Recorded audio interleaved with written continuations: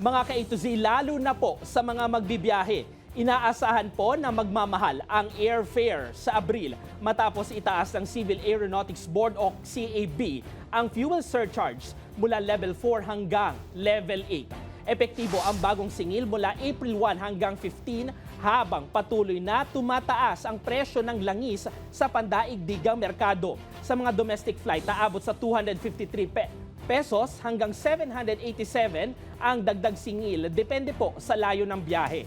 Mahigit doble ito kumpara sa dati. Habang sa mga international flights, may karagdagang 835 hanggang 6,209 pesos ang airfare depende sa destinasyon.